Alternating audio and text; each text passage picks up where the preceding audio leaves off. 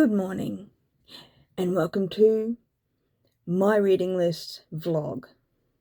You have to excuse my voice. I got tonsillitis. I caught it somewhere. Doesn't matter.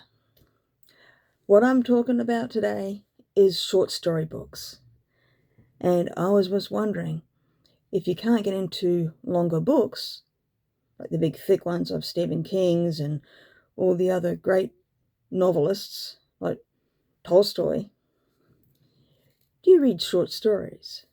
There's a great variety of them these days. And there's some people that no one's ever heard of, and they've got short story books. I still don't know who this is, but I found it at a charity store. And then there's the best ones of all, like Ray Bradbury. He put out a series of these books, and they are fantastically written. He had a brilliant mind.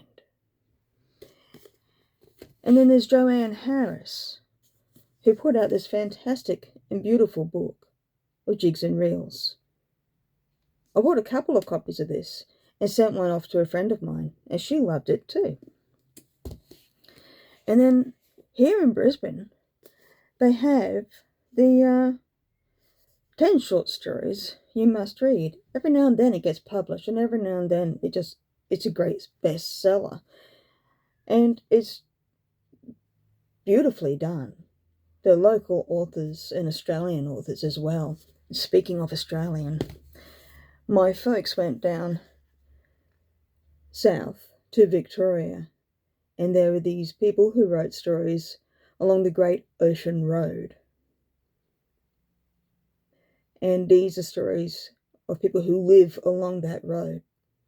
Isn't it fantastic? It's a self-published book, and I'm looking forward to reading it at some point. I might read it while I'm crook. And then you get someone who's famous for writing one thing and started out writing something else completely, like Roald Dahl. Roald Dahl is famous for writing Matilda, Boy, and Charlie and the Chocolate Factory, but he started out writing adult fiction, and it wasn't that successful. And then he wrote this. This is something that you may not find very much of, but this is adult fiction. There's a story in there they use in The Twilight Zone called The Man from the South.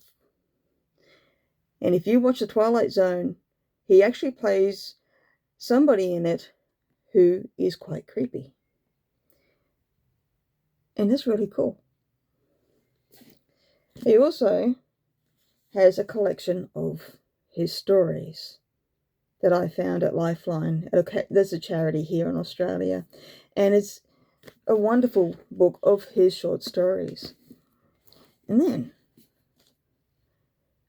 you find that famous people love to write too. A lot of them are triple threats where they can sing, act, and do a whole lot of other things. And people don't think that behind the scenes they're writers and producers and directors.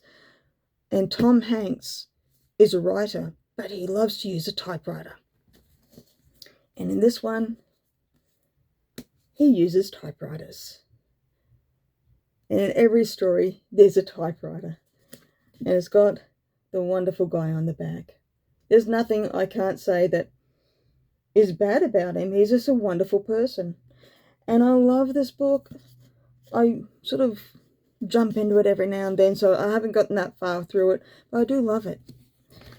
And then you get the Alfred Hitchcock books, which are the stories that he probably used in some of his Hitchcock's. Alfred Hitchcock Presents evenings from the 80s, where he was silhouetted against a background.